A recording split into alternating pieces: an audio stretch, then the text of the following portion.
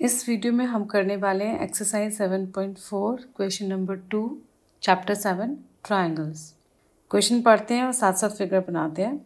Sides A B and A C of triangle A B C. अब यहाँ पे triangle के ऊपर कोई कंडीशन नहीं है, तो ट्रायंगल किसी भी तरीके से बनाया जा सकता है। तो हमने कोई भी एक ट्रायंगल बनाया ए बी सी।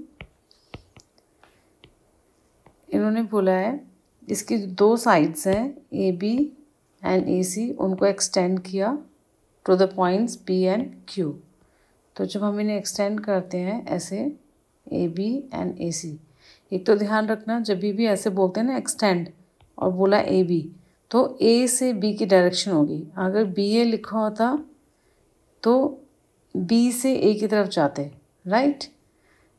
यानी कि ऐसे देखो ए बी सी, जब ए बी लिखा है तो ऐसे एक्सटेंड हुआ, और अगर इसी ट्रायंगल में बी ए लिखा होता और ये ए बी सी है तो एक्सटेंड ऐसे होता। तो डायरेक्शन पता चलती है नेमिंग से, ठीक है। ओके, तो इन्होंने बोला extend till the point P and Q. हमने इसको पॉइंट पी माना, इसको क्यू माना। अब हमें आगे क्या बोला है, एंगल गिवन है, angle P B C is less than angle Q C B. इन दोनों एंगल्स को देख लेते हैं। पी बी सी हो गया ये एंगल, इसको ले लेते हैं 1। क्यू सी बी हो गया, इसको मैं सी को यहाँ से बाहर लिख देती हूँ। ओके, हाँ, क्यू सी बी हो गया ये, इसको मार्क कर लिया एंगल 2। इसका मतलब हमें दिया हुआ है angle 1 is less than angle 2। Okay, show क्या करना है, to show AC is greater than AB। Okay, सबसे पहली बात, जैसे ही हमने AC और AB देखा तो हमें एक बात पता चलेगी, ये जो ट्रायंगल है AC और AB, इस ट्रायंगल की दो साइड्स हैं। तो अगर इस ट्रायंगल के अंदर ये वाले जो दो एंगल्स हैं, इसको 3 और 4 मार्क कर लेते हैं, इनके बीच में रिलेशनशिप पता चल जाए, यानी कि हमें पता चल जाए कि एंगल 3 बड़ा है एंगल 4 से, तो हमारा रिजल्ट आ जाएगा, ठीक है। ये हमें हिंट मिलते हैं इन बातों से। चलो इसको शुरू करते हैं।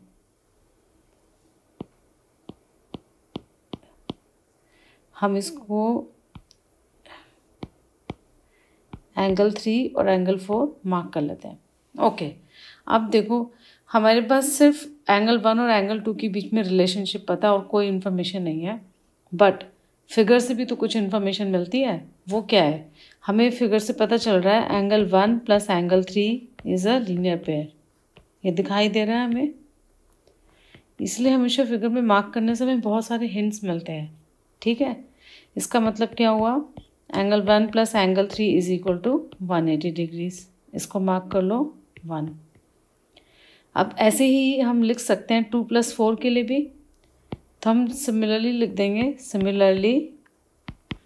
जब हम ये सिमिलरली वर्ड यूज़ करते हैं ना, हम रीजनिंग फिर से रिपीट करने की ज़रूरत नहीं होती, हम डायरेक्ट रिजल्ट लिख सकते हैं, ठीक है। इसको मार्क कर लिया 2।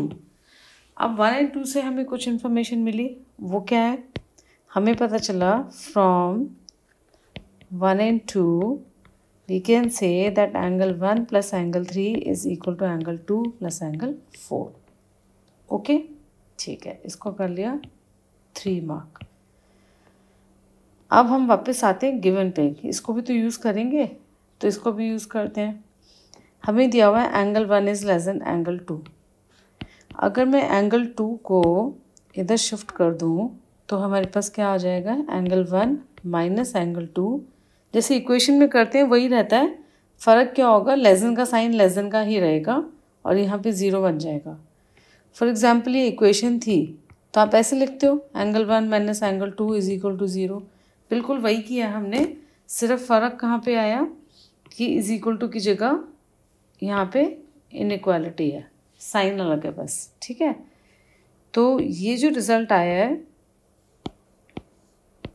इसको मार्क कर लेते हैं 4। अब हम 3 और 4 को यूज़ करेंगे, देखो कैसे। हमारे पास 3 से एक रिज़ल्ट था angle 1 plus angle 3 is equal to angle 2 plus angle 4। हमने क्या किया, हम थोड़े थोड़े हिंट अपने ही सोल्यूशन में से लेते रहते हैं। हमें हिंट मिल रहा है कि 1 और 2 चाहिए हमें एक साइड, तो हम यहाँ पे इनको रीशफल करते हैं, रीअरेंज कर लेते हैं और ऐसे लिख लेते हैं। तो हमने क्या किया, बेसिकली 2 को ले गए इधर और 3 को ले आए इस साइड। ठीक है, अब देखो, अब हमारा क्वेश्चन होने वाला है angle 4 minus angle 3 is less than 0। अब ये कैसे आया, क्योंकि फ्रॉम 4 हमारे पास ऑलरेडी रिजल्ट था कि 1 माइनस 2 इज़ लेस देन 0, और 1 माइनस 2 इसके इक्वल है, तो ये भी लेस देन 0 हो गया। तो अब हम लिख देंगे angle 4 is less than angle 3। हमने क्या किया, 3 को इस तरफ शिफ्ट कर दिया। बस देखो, angle 4 minus angle 3 is less than 0 का मतलब हो गया angle 4 is less than 0 plus angle 3। So this implies angle 4 is less than angle 3। Okay, अब हमारे पास प्रॉपर्टी क्या है कि side opposite to larger angle is longer. तो 4 और 3 में से बड़ा कौन सा एंगल आ रहा है, 3। तो 3 के ऑपोजिट कौन सी साइड है, इधर देख लेते हैं। 3 के ऑपोजिट है AC, तो AC बड़ी हो गई, मैंने यहाँ लिख देती हूँ। और 4 के ऑपोजिट कौन सी है, AB।